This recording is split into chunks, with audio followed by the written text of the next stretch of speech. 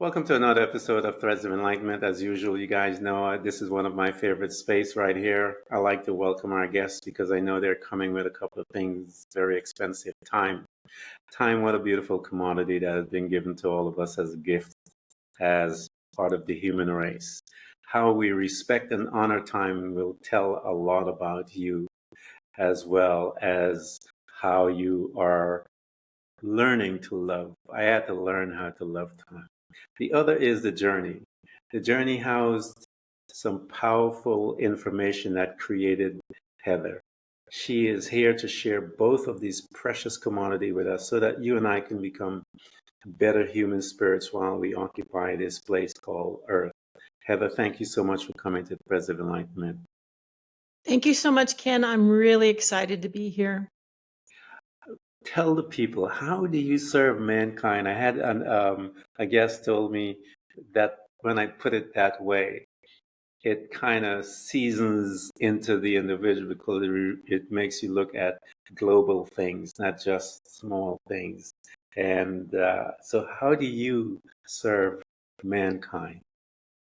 That's a great question, and I have never thought of it that way. So thank you for challenging me there. You're welcome. And I am new. I was just only recently activated into my purpose in 2022. So I'm still learning how I serve. But one thing that's really exciting is that I am able to connect people to some very powerful healing that occurs through our dogs.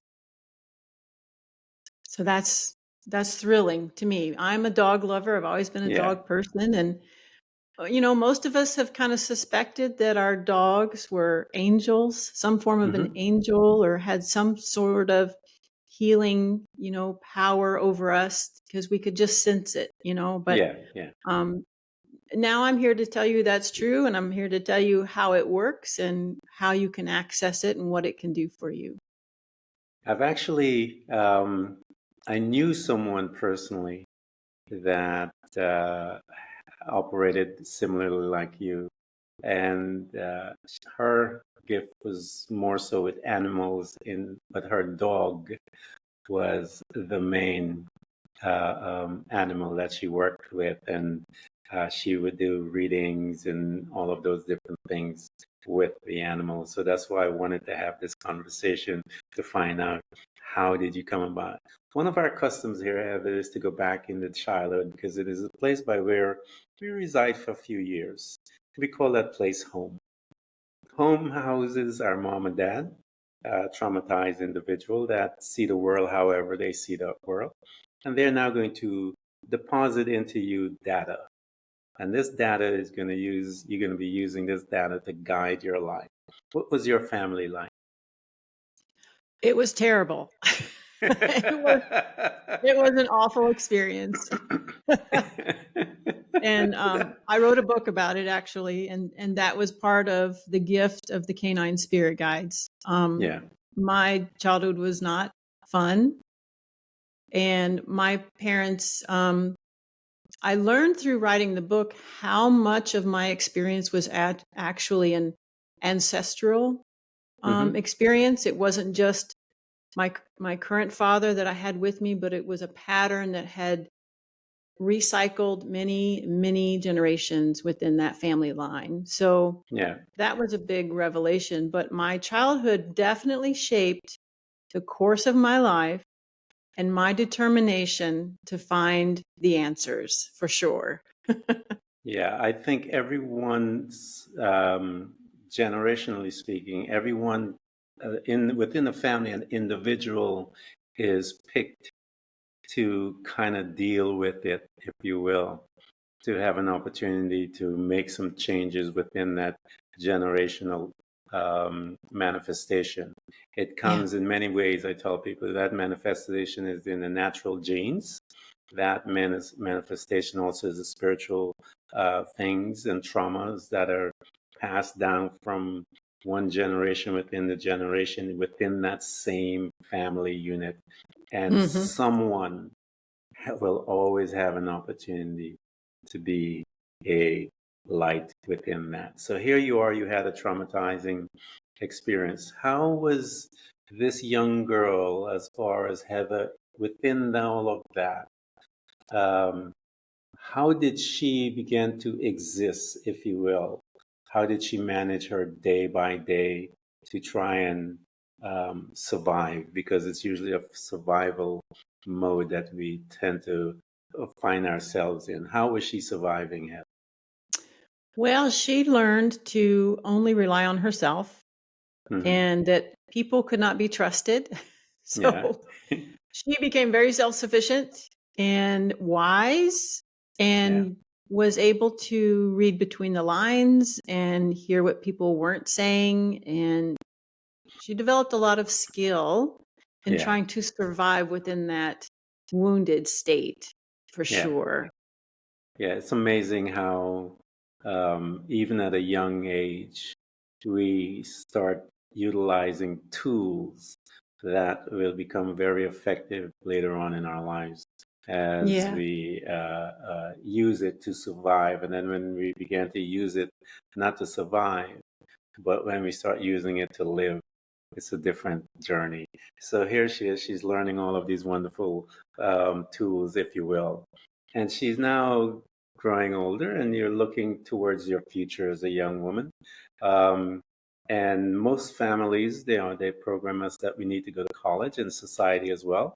That part of the programming is that we go get your education and plug into the system and never come out. Mhm. So, what direction did Heather head into, and why did she pick that arena to go to?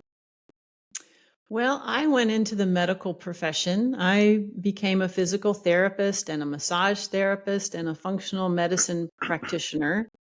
And my motivation was because I wanted answers. I wanted to know how the body worked. I wanted to know how to take care of the body and repair the body and keep it going. I always had so many questions about the human body. I wanted to know the answers. And so that's the direction I went in. I wanted to empower myself with the Mhm. answers. Well, that's a good direction to go to. And I know when you're dealing with that aspect, there's much healing you are dealing with within the medical and all of this discipline that you mentioned. You had to learn certain things and so forth. As you Yeah. were gathering data while you were in those fields and learning, the data that you collected and started collecting, how did you apply some of those in your life, knowing that you were a child of trauma and you're moving through your life? How did you begin to incorporate them as you will, as you're gaining more knowledge about the body, about human being, because you have to learn other things about the human being as well while you're collecting data on the body? Well, that's a good way to put it. And that's certainly something I was conscious that I was doing was I was collecting data. My whole Yeah. life, I collected data. Yeah. Early on in my career, I worked with children from Hmm. the age of birth to 3 years old. And I don't actually, at that point, I didn't like being around children. I wasn't someone who adored infants and children. Yeah. But I immersed myself in that population because I was studying families.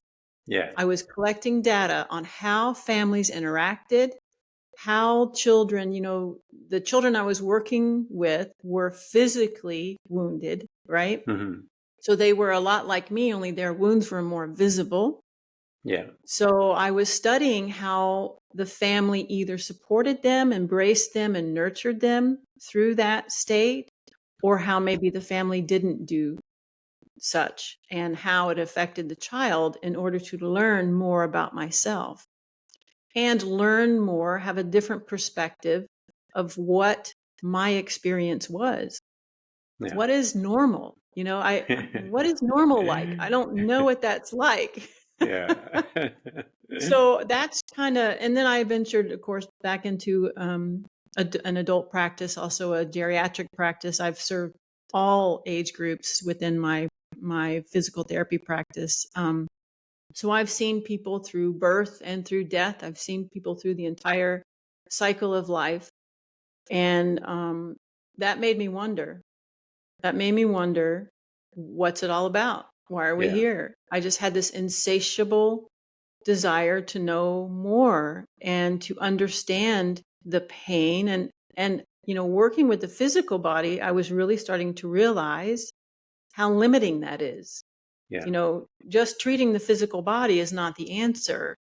I had this sort of spiritual aspect to myself that scared me a lot because it didn't fit within that realm, within the physical body realm, and it wasn't appreciated by my peers. So I hid from it. I didn't want to go that direction. It wasn't safe. But the more data I collected and the more experiences I had, the more I realized how limiting working with the physical body alone actually is. Yeah, that is so insightful. How old were you, Heather, when you became aware of your spirituality? Because I know that because you must have known much further on when you were younger. How old were you when you were aware of it, that it was there, but you didn't know exactly what it was, but you knew it was there? I had a couple of experiences. One was when I was in California in my 20s. I was almost 21. And an angel appeared to me in the middle of the night and scared me to death. She was sitting in a chair right in front of me reading a book, and I kept like rubbing my eyes and shaking my head to make sure I wasn't dreaming. And I thought to myself, if she looks up at me, I'm going to have a heart attack. Please don't look up. And so she never looked at me, but she was just surrounded in this peace, this feeling of peace. And I could hear the birds singing. It was the middle of the night. I could hear the birds chirping. I could hear the crickets and the frogs. And it was just this most beautiful energy around her, yet it terrified me. So I just begged for her to go away. And she did. She honored my wishes. And so I didn't see her again. And then later in life, I had a brain surgery, which is one of the stories in my book. And after the surgery, I was working with the geriatric population. And I was working with one of my clients, and another resident came rushing up at us. And as she approached, I could see that her soul was not in her body. And I could see not only that, but I could see other entities fighting over getting into her body.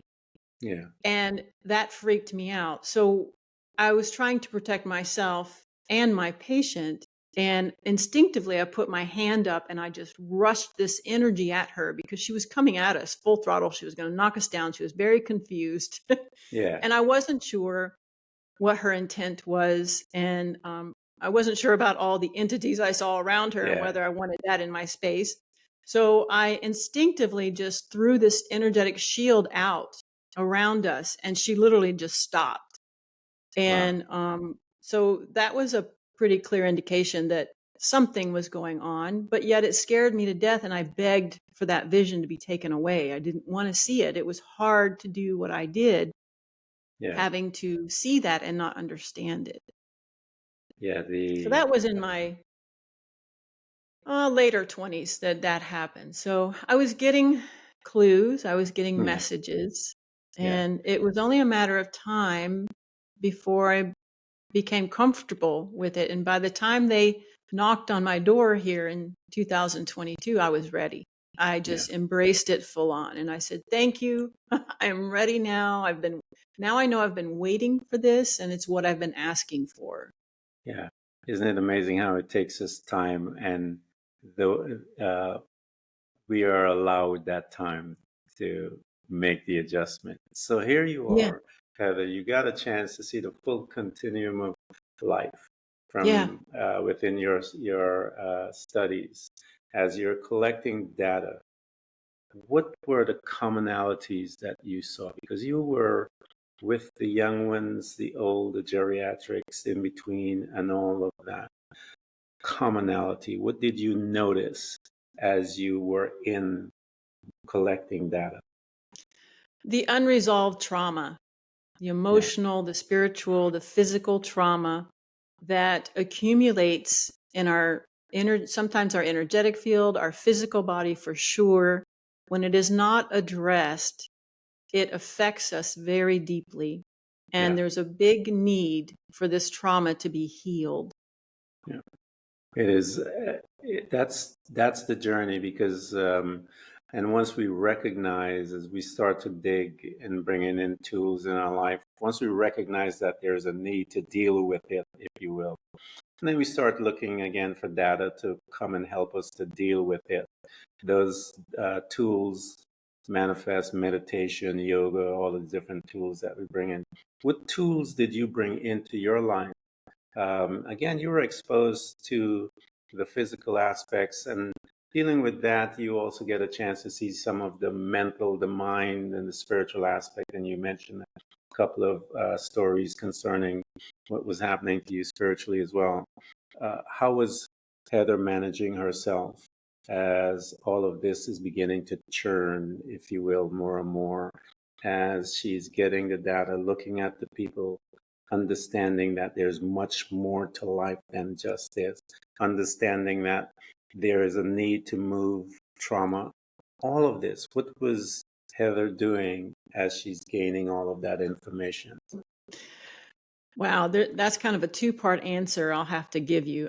Initially, before I understood, my go-to was exercise to try Yeah, and, you know, expel what I was seeing because it was frightening. I was yeah, seeing other family dynamics that were not pleasant. I was witnessing these people in their older years having no family around them and dying alone. um, And I was also hearing their stories about their family, their lives, um, and and I just kept saying, "Why? yeah, Why are we here? Why are we enduring all of this?" So the only way I could deal with it and not implode was to just exercise like a fiend. So in several parts of my life, I became a professional athlete because I just couldn't do anything but exercise. yeah, Um, so as everything began to unravel, I received my call to action actually in 2020 during the worldwide lockdown. yeah. Um, and I didn't know that's what it was until 2 years later when I was actually unpacking it all. Yeah, um, but as I began to come into my calling and they began to activate me, um, meditation became my go to. And meditation allowed me, once I understood how to do it in yeah, a really functional way, I was able to use it to access higher parts of myself. I could access my guidance. I could access the canine spirit guides. And through that instant access, they were providing me with incredible instant healing that literally just dissolved all of this trauma instantly. yeah, So, all of the things I had been tortured over my whole life, my childhood, my young adulthood that my childhood bled into that became very uncomfortable, all those parts of myself that were unhealed were hmm instantly healed. So that became my go-to. Anytime something would come up and I'd want to investigate it further, I went into meditation with the yeah, canine spirit guides and they led me directly into the healing for it. So yeah. that literally saved me, literally. And that's where I stand now. And meditation to me, when I discovered how to meditate, saved my life. Um, I try to educate the audience and tell them that's where the power is. Because what you're doing, you're learning to control your thoughts in the sense where you are now beginning to become the designer of it. You will pick certain thoughts and you will allow them to grow. And I would say to myself when I was just starting, Heather, when the thought kept, you know how it is, it just kept riding you. And I would Yeah. say to them, not now, Yeah. not now. And that you would be, your thought would subside. And so I tell people, whatever you need to do to find that space that you call meditation, find it, because that's powerful. It is where your power lies. It's where your wisdom, it's where all of those things that you need in order to get the answer, because the answer is within. It is not from the outside. And so when you Right. learn to quiet your thoughts, it will bring everything in space and be able to do it. As you begin to uh, organize your abilities, if you will, and begin to communicate with your guides, how did that happen for you? What incident was it? Because before you were scared, you were just trying to, if you will, just touch your feet in the water. When did you begin to partner with them? Well, when I received that call to arms that I mentioned earlier, I knew something big was coming. I Yeah, knew there was a shift on the way. I couldn't understand exactly what. I just knew it intuitively that I needed to get ready. So I began to look for mentors. I began to build my team, people that could guide me through whatever was coming. yeah, And that was critical for me because that way I didn't get stuck in the between yeah. stages, right? Mm-hmm. So I had a shaman that I worked with, and a numerologist and an astrologer and a hypnotherapist. And when the actual go light turned on, that's when I began to get messages. And so then I could bounce these messages off these more experienced, the clairvoyant shaman who had already a direct connection to what I needed to know. So Yeah, he could help me nurture that connection for myself and let me know when I was connected or that what I was actually hearing was a message from the divine. It wasn't my own inner thoughts. It's really hard when you first begin to understand the difference between the ego talking to you and the divine or your higher self or your guidance talking to you. So having someone to kind of guide you through that for me was the shortcut. It yeah, was the easy button, you know, because I could have floundered there for who knows how long, just thinking that I was manipulating the situation somehow, and that was just my inner voice talking to me. Because that's where we get stuck, because yeah, we're like, oh well, I could have just imagined that whole thing, that wasn't real, you know. yeah, So if we don't yeah. have somebody holding our hand and saying, no sweetheart, you are completely engaged, your channel is wide open, Mm-hmm. and showing you how direct your connection is, then you're going to question it. You're going to Yeah, feel insecure about it. So that was the biggest turning point for me. And once that happened, and I realized that what I was hearing were the canine spirit guides, then they began to speak to me louder and actually led me through more and more healing. And it was so critical for me to do the healing part, yeah. because what I've learned is that our trauma and our pain, those are lower vibrational energies that Mm-hmm. occupy our energy field, and they take up space that our higher vibration needs to reside in. So the healing allows this energy to be removed from our energetic field, allowing more space for our higher vibrational frequencies to occupy space. So as I was able to remove the trauma and the pain, I began to feel more and more of my own divine soul just moving in. Yeah, And so as I do that, that's your expansion. That's yeah, your enlightenment, your elevation. And as you elevate, you're going to see more, you're going to hear more, you're going to see the big picture instead of what we've been told our whole life. And it just opens up. I can't even explain. It's just like I just rose up to the heavens and took a look around and went, "Oh, that's what it's about." You know? yeah. So to me, the healing was so critical. And if I had not done the healing, I could have sat in meditation for months and nothing would have happened. Yeah. The healing it precludes everything else. You have to have that in order to become a servant. Because it's in the healing that you become humble. It's in the healing you become empathetic. It's there you learn to forgive. It's there you learn to love, regardless of what it looks like. Because if you have to learn to look and love you, and in your eyes, you are the biggest failure there was on this planet.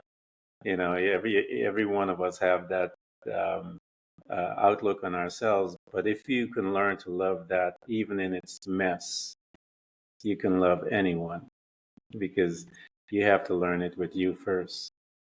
Yeah, and the more you expand, the more you just see that we are all different versions of one. Yes. Yeah. And that to me was the most empowering, just to see that we are all the same. Yeah. Nobody's separate here. We are all the same. Yeah, we all came from people say the designer, and I like the terminology.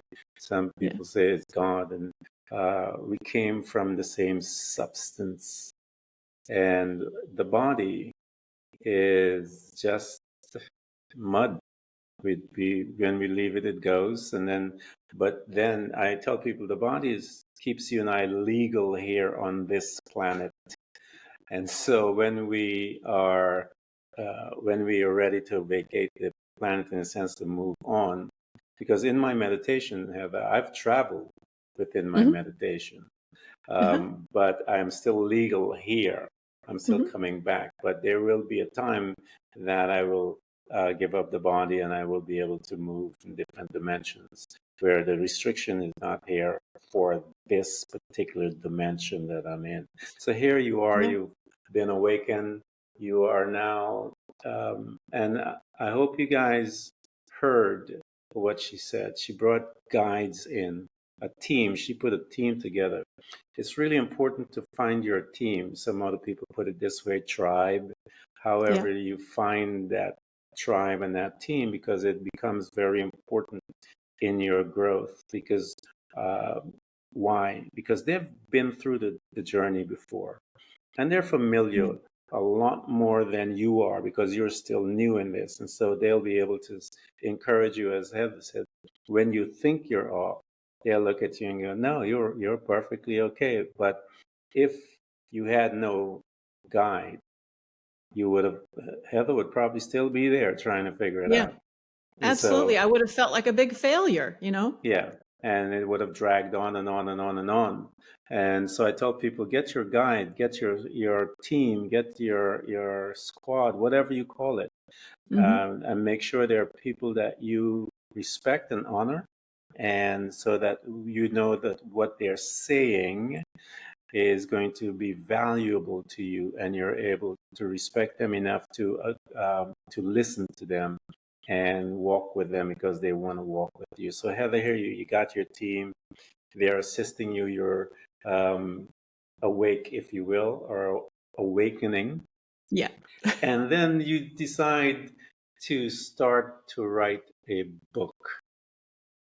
How did that come about? Because you are moving through, and the book, as you said, is the data collected, and you were able to let it out, the trauma, all the other things that were residing there as you're moving through. How did that book came about, the idea of it, and and disciplining yourself to stay with it? How was that process?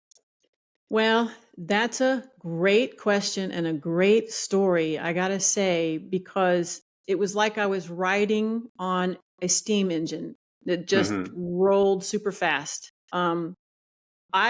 It wasn't my idea to write a book. I was told by my guidance that I was going to write a book and it would be done by the end of the year. So this was in February of 2022.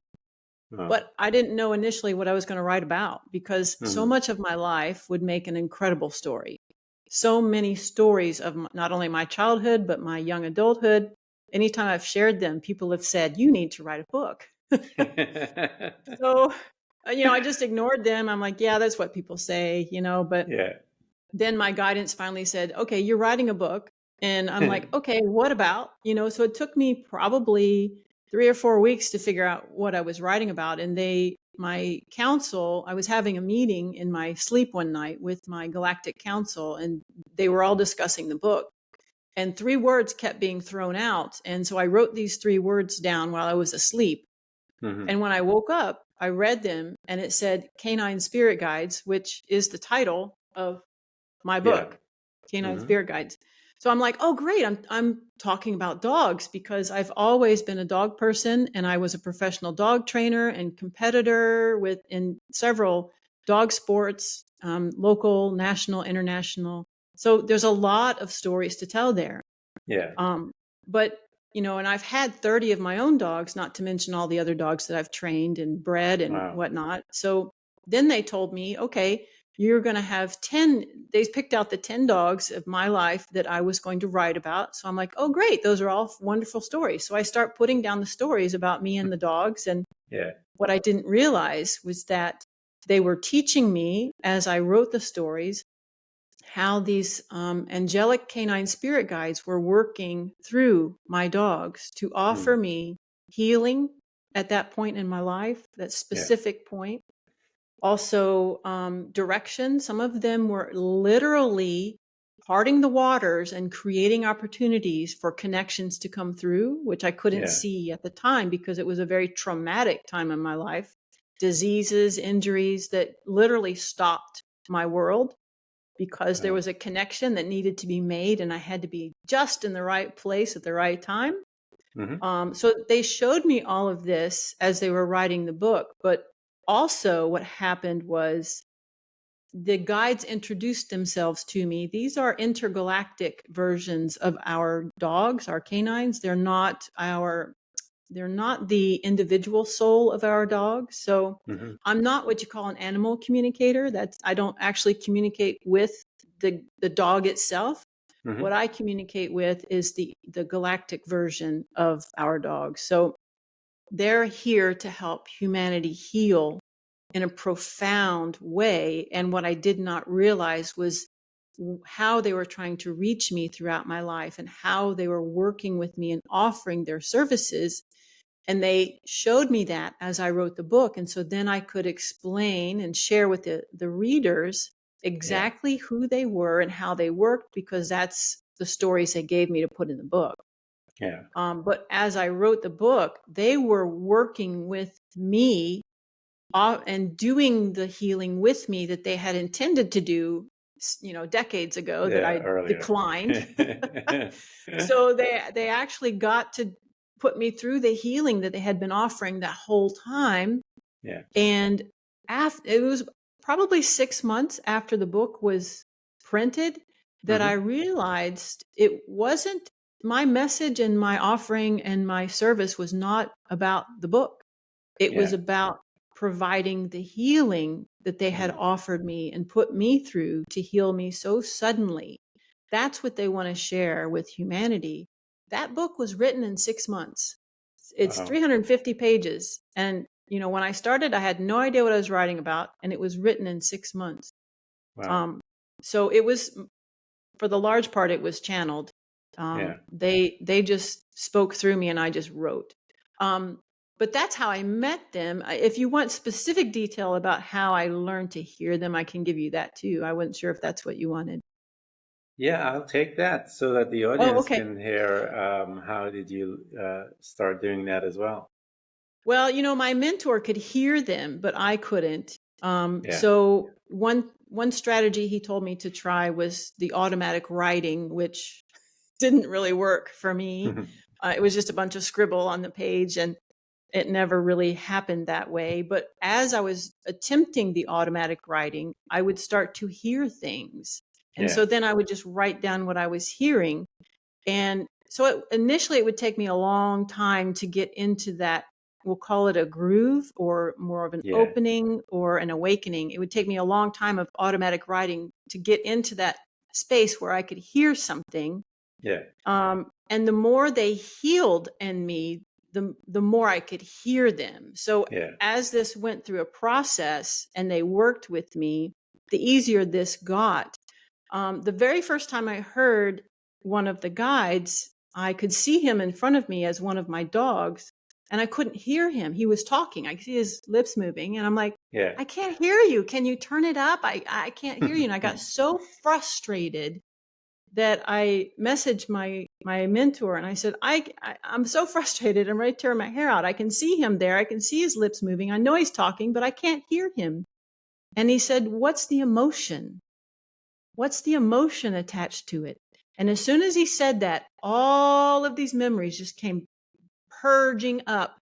And I remembered all of those emotions I had as a child with that dog.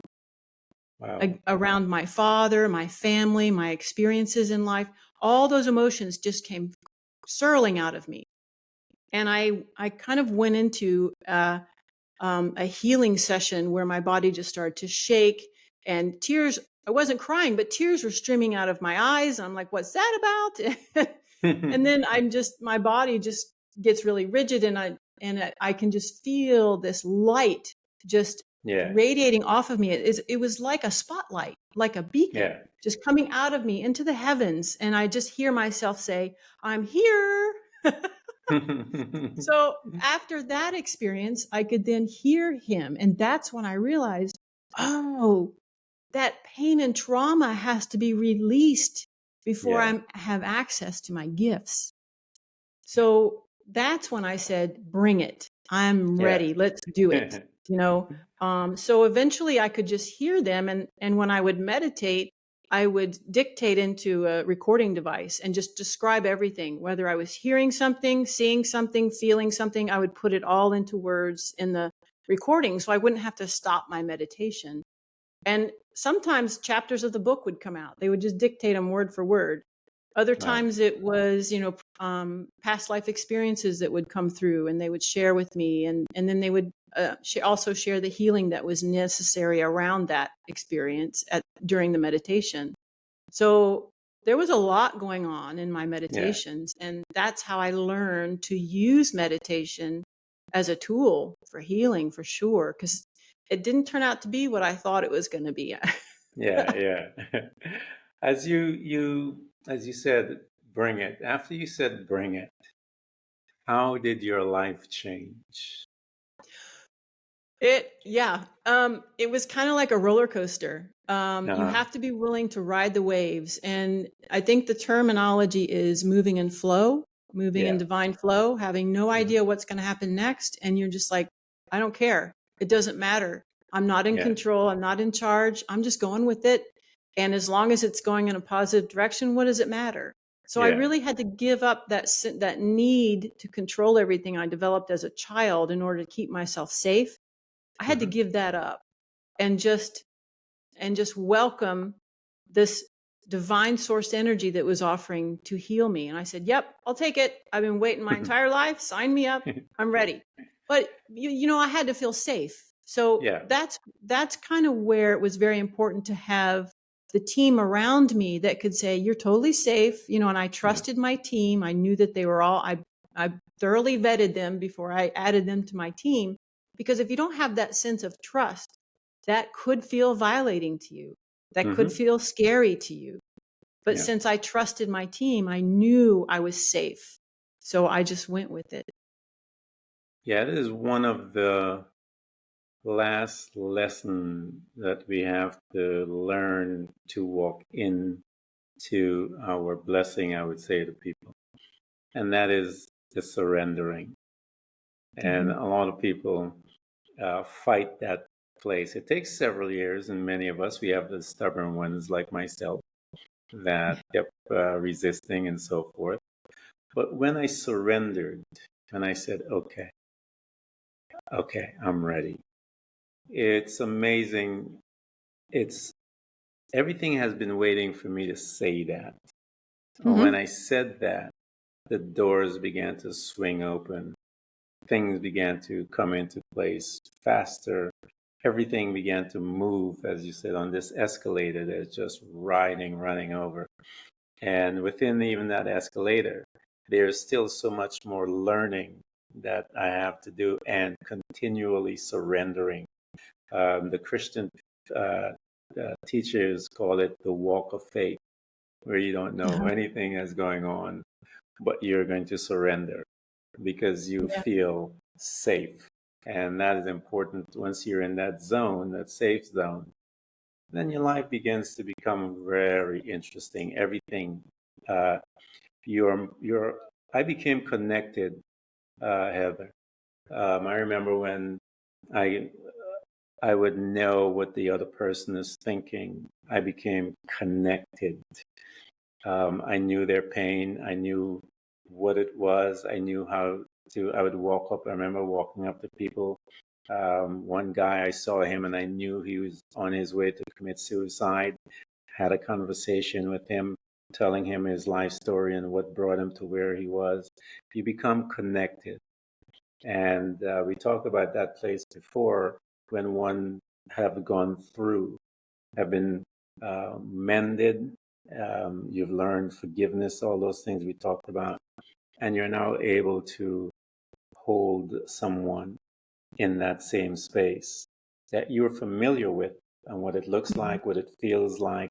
And so you're able to honor them and keep them there until they're able to make that transition over. So here you are, you're doing all of these things. You have the books. And how did you begin to move from once you got healed into now serving the literal hands-on stuff when you start dealing with people? How did you make that transition? That was such a surprise to me because I never saw that coming. I thought I was just going to write this great book and be on with my life, right? Yeah. Because I had a lot of plans that have kind of changed now. But like I said, it was about 6 months after the book was published that I finally started hearing. My mentor was telling me this is what you're meant to bring the world. The healing you went through is what the guides are wanting you to share with the world. Yeah. And that scared me a little bit. That meant that I had to fully step into my spiritual self and I couldn't hide from it anymore. Yeah. So I had a little chat with myself to make sure I was willing and ready to do that 100%. And my higher self said, absolutely. I mean, I've been waiting. One thing that I experienced during one of my regressive hypnosis sessions was my soul, before I incarnated, sitting on a star, and I was staring at Earth, and I contemplated the mission I had before me and whether I would be able to do it, because I knew it was going to be tough. And I just remember feeling a bit of trepidation about what I was about to take on, but then also feeling like I've got to do it. This is my gift. This is what I need to bring to Earth. And so I incarnated with that energy, and I remembered that. And that was very empowering to be able to visit that period of my, soul development. And I just went, wow, this is hard. It was meant to be hard.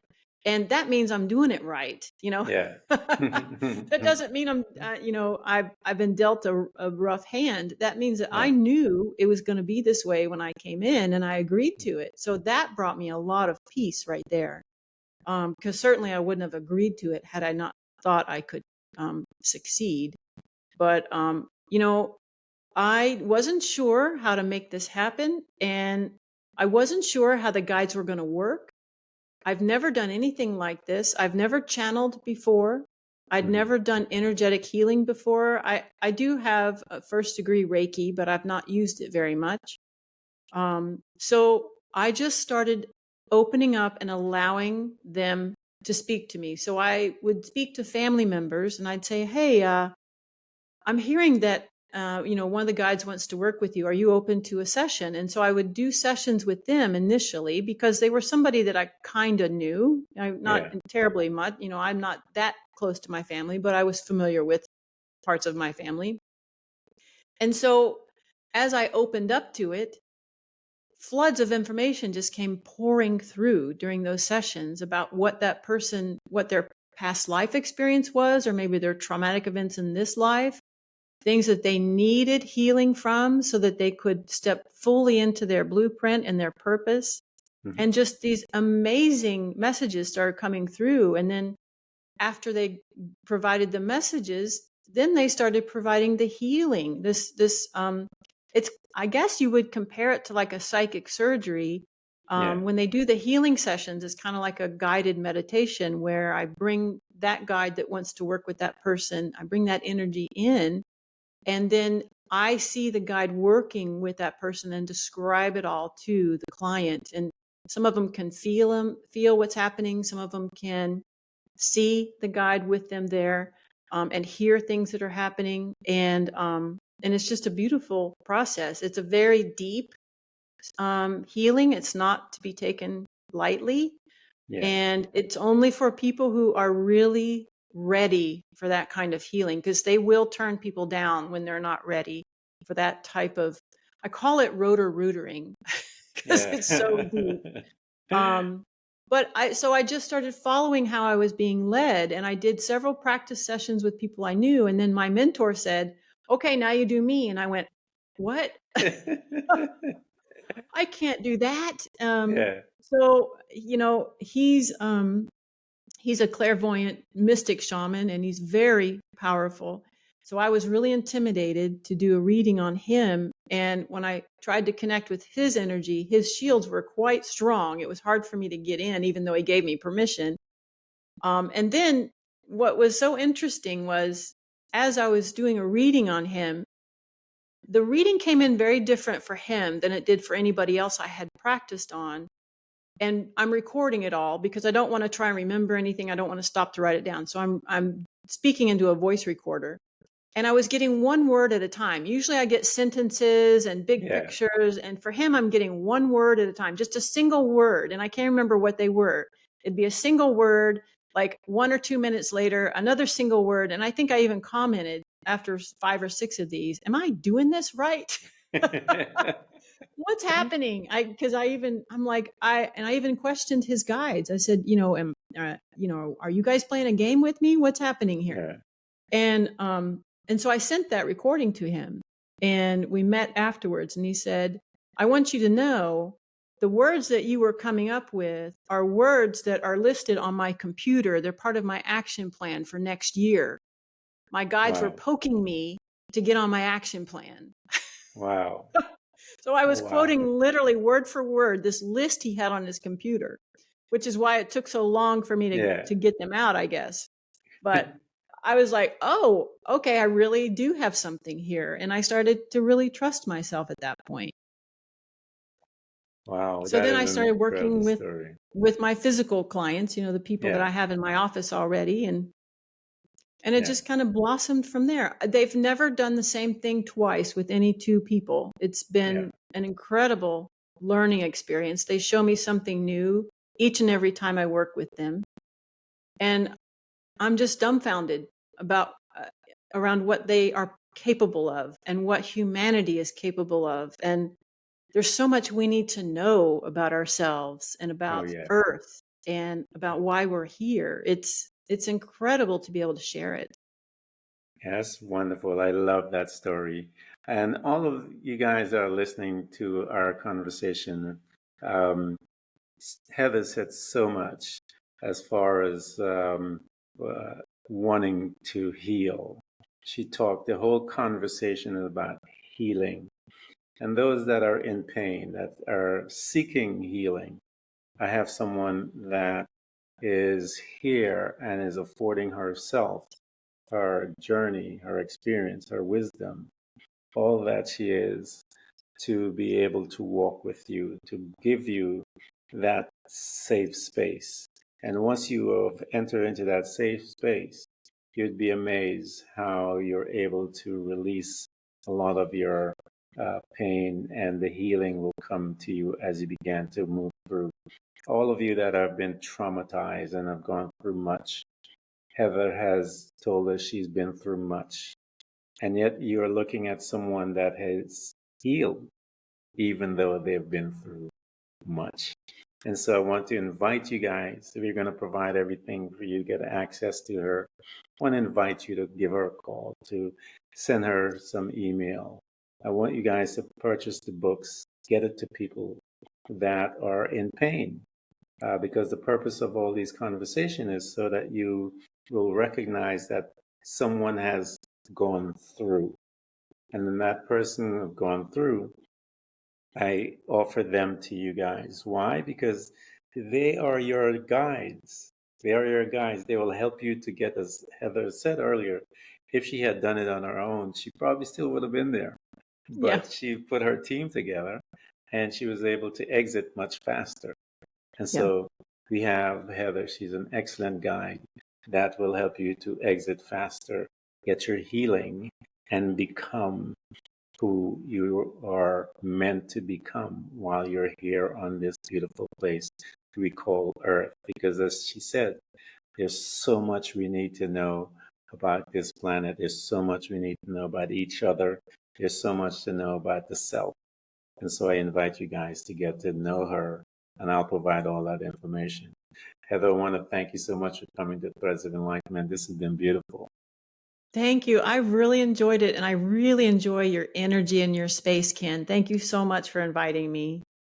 You are so welcome. I didn't